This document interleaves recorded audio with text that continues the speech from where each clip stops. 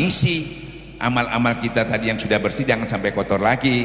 Dan tadi sudah ditolong untuk dibersihkan ya. Jadi waktu kita yang sedikit ini bisa tercover semua yang tadi sudah dibersihkan. Itu keuntungannya.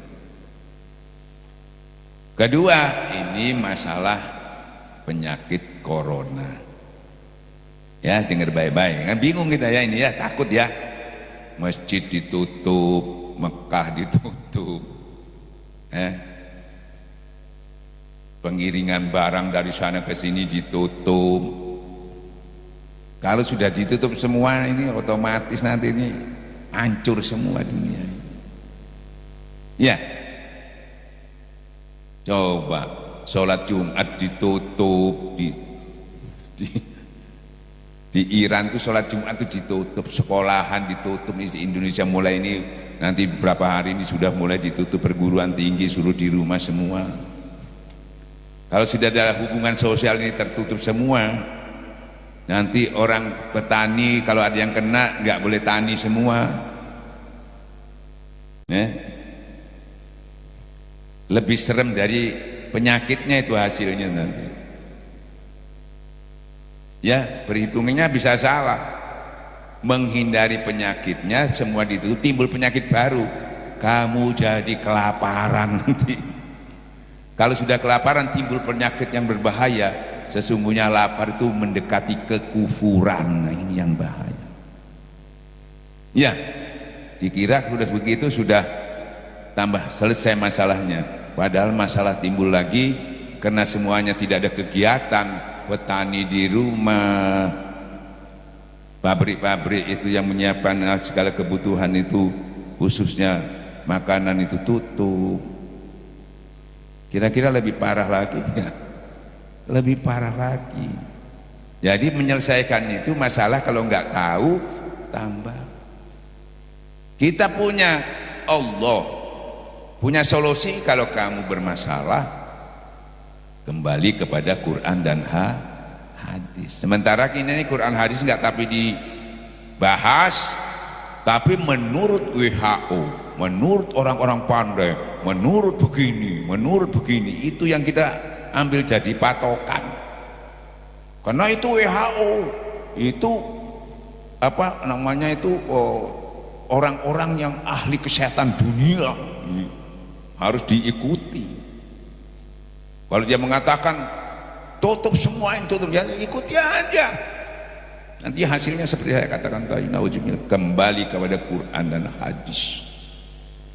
Membahas Quran hadis ini juga kadang-kadang kalau nggak paham, Quran tidak menambah sedikit pun tidak menambah kebaikan. Kalau kita yang menyampaikan ini ada kepentingan juga atau masih zalim orang ini, bisa salah juga menafsirkannya nanti. Jadi sudah kita bahas tuh penafsirannya. Kita memang harus melakukan sama dengan pemikiran orang-orang yang tidak beriman tadi. Tidak boleh keluar, dalilnya begitu. Karena dalilnya waktu itu Sayyidina Umar ya mau masuk ke salah satu tempat. Zaman dahulu ada penyakit kolera. Setelah berunding jangan masuk. Lebih baik kembali. Sekarang diikuti kan? Pakai dasar itu. Dan ditambah lagi dengan hadis Rasulullah. Jadi kalau sudah ada wabah selalu penyakit, kamu jangan yang masuk ke sana terus yang di dalam jangan keluar. Nah itu ditiru. Sudah benar ya katanya. Perlu dikaji lebih dalam. Tadi saya kaji lebih dalam. Itu dulu kenapa satu tempat. Kalau kamu tahu di Morotewe ini kena misalnya, kamu jangan masuk, ya jangan keluar. Kalau di Surabaya kena, kamu jangan masuk, yang jangan keluar. Kalau seluruh dunia kena, bisa dilakukan nggak itu? Keluar kena, nggak keluar juga kena. Kalau dulu memang satu tempat kamu bisa lari ke tempat yang aman. Sekarang seluruh dunia nggak mau lari kemana. Terus kamu tutup semua. Akibatnya apa? Seperti saya katakan tadi, kelaparan, ketakutan, cemas. Nah, penyakitnya jadi dua. tambah kupur. Bahaya kalau nggak paham. Kan gitu ya. Jadi tambah kupur. Nah, makanya sering lupa orang. Penyakit itu yang kita sering takuti, dikira penyakit itu mematikan. Ternyata kan ada yang mati, ada yang hidup. Berarti tidak pasti mematikan. Penyakit itu cuma membuat orang itu sakit, bukan membuat orang mati. Harus paham. Yang membuat orang mati itu kontraknya habis, biar nggak kena penyakit juga mati. Ya, harus paham itu. Orang bilang gini, sampean ditobruk mobil, oh mati ditobruk mobil. Emangnya dia juga punya tugas untuk mematikan? Yang tugas mematikan itu, yang menyabut nyawa itu siapa? Malaikat Israel. Dulu mana mobil itu yang mengambil sama malaikat Israel? Dulu mana yang mengambil nyawanya itu? Apa mobil itu yang mengambil nyawanya? Apa penyakit yang ngambilnya? Sama Israel dulu mana? Itu nggak punya tugas tuh ngambil nyawa itu. Yang punya tugas itu malaikat Israel. Dia ngambil, ya tuh.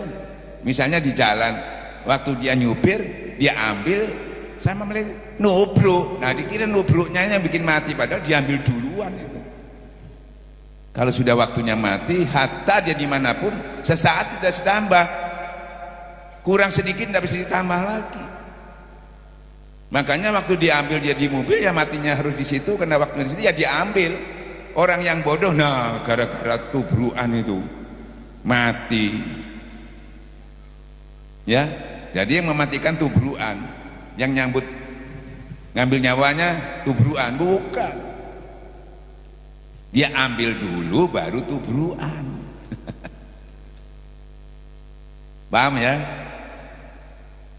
Kecuali orang itu sengaja menubrukkan, bunuh diri, itu pun belum dikatakan mati. Karena mati itu hakikatnya kembali kepada Allah. Kalau dia sengaja menubrukkan bunuh diri, belum waktunya, dia nggak bisa kembali kepada Allah, jadi hantu dia. Mau pulang belum waktunya, mau kembali ke badannya rusak, dia gentayangan jadi hantu. Belum masuk alam barzah,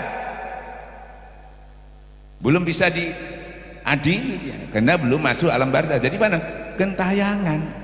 Siksanya di mana? Ya siksanya itu dia melihat istrinya nggak bisa melihat makanan yang dia mau makan nggak bisa. Siksanya di situ.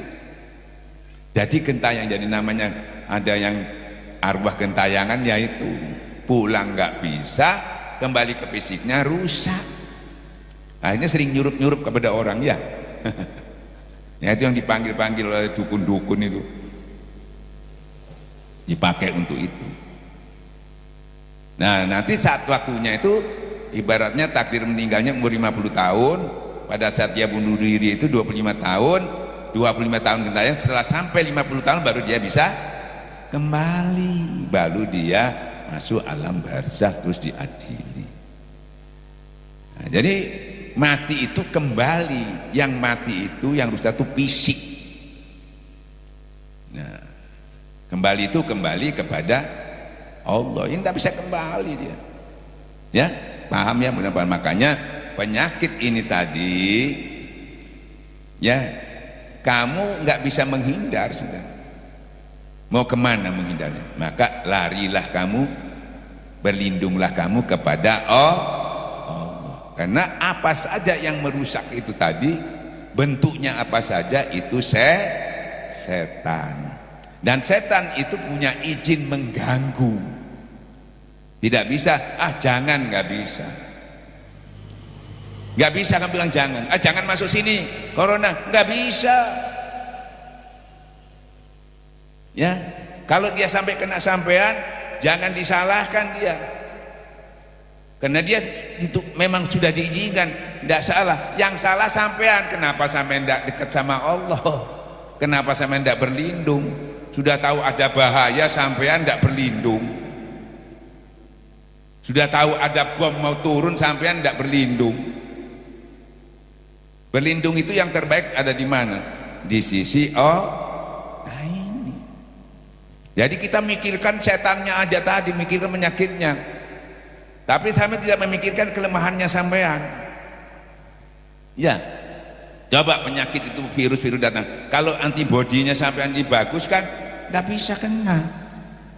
Tapi kalau lemah, jangankan dari luar mau kena sampean yang jadi penyakit itu malah. Sampean yang menimbulkan penyakit itu tadi. Kalau sampean yang jadi penyakitnya. Jadi itu menguji sampean supaya tahu sampean, saya kok lemah makanya kena. Jangan disalahkan. Salahkan diri sendiri karena kita lemah. Supaya kuat, dekat sama yang kuat. Ini enggak, gara-gara terus tapi sampean tidak diperbaiki ini.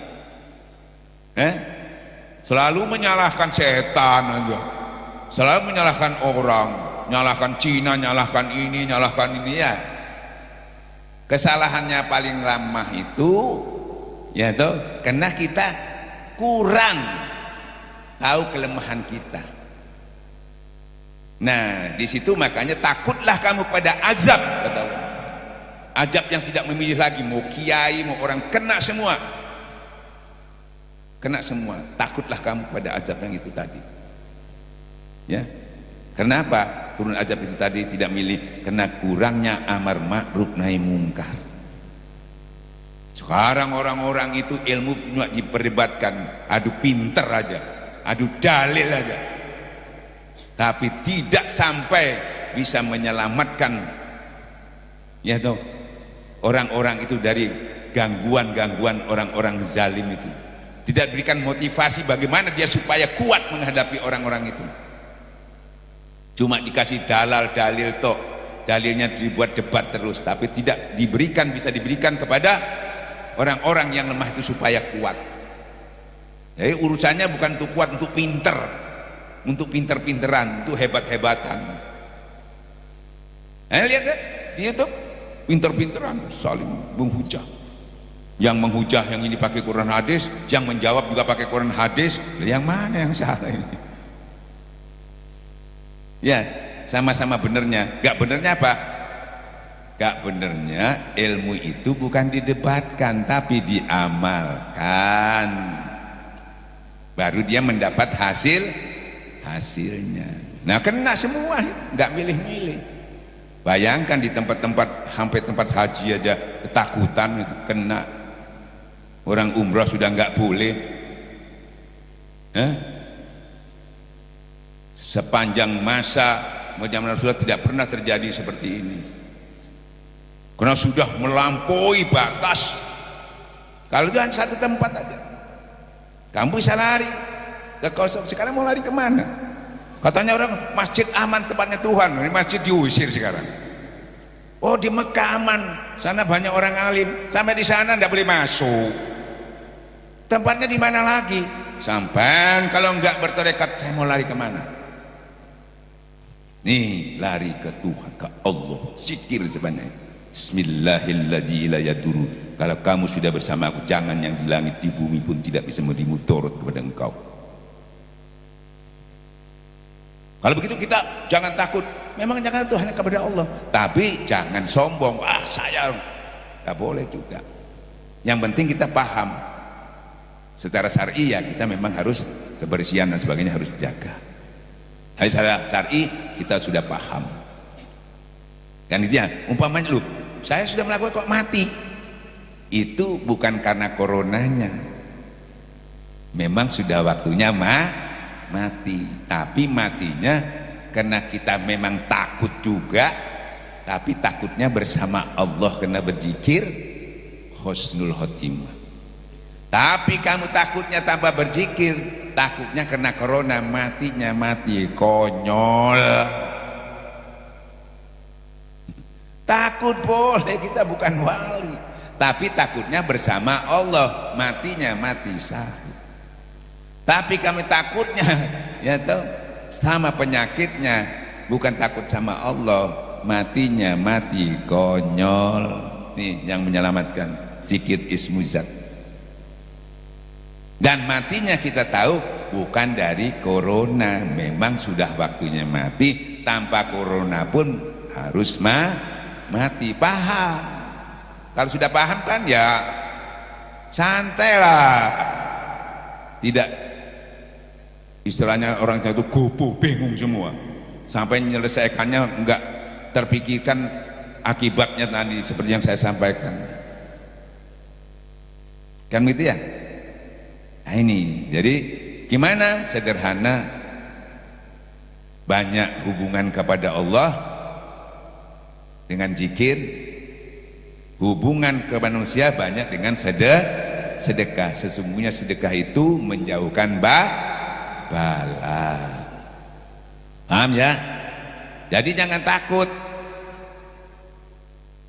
takutnya kepada Allah. Dengan pemahaman itu kalau kita kena juga, lo itu kena corona gimana kok bisa?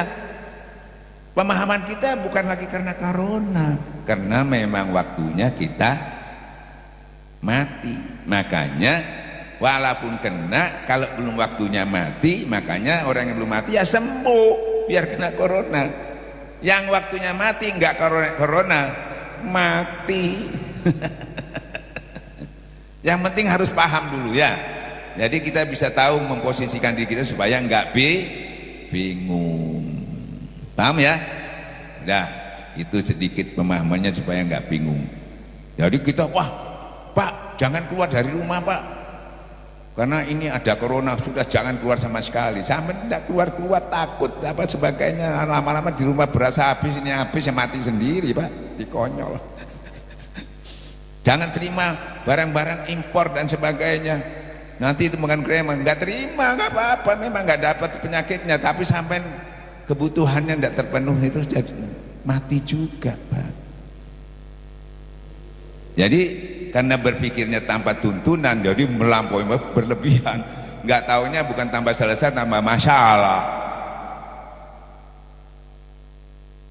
Nah, tapi dengan pemahaman ini ya toh ya biasa aja, cuma tetap secara syar'i ya toh jangan kita kalau sudah tahu ada di situ kita datangi tidak apa-apa, nah itu nggak boleh ya toh. Tapi seperti kata-kata tadi, kadang-kadang nggak didatangi, datang sendiri. Nah itu jadi kita sudah nggak bisa lari kemana-mana karena tempat semua sudah terkena virus ini hampir di seluruh dunia, maka kita larinya kepada Allah. Segala musibah kata Allah, orang beriman itu kalau kena musibah dia mengucapkan innalillahi, dari Allah kita kembali. Itu dari Allah juga untuk ujian buat kita, menguji kita kembalikan lagi ke Allah. Saya kira begitu ya. Barangkali ada yang tanya, silakan. Barangkali ada yang kurang jelas, kurang pas, monggo. Sebelum ditutup, barangkali ada yang mau tanya, silakan ibu-ibu. Bapak-bapak, kalau sudah cukup saya tutup ya.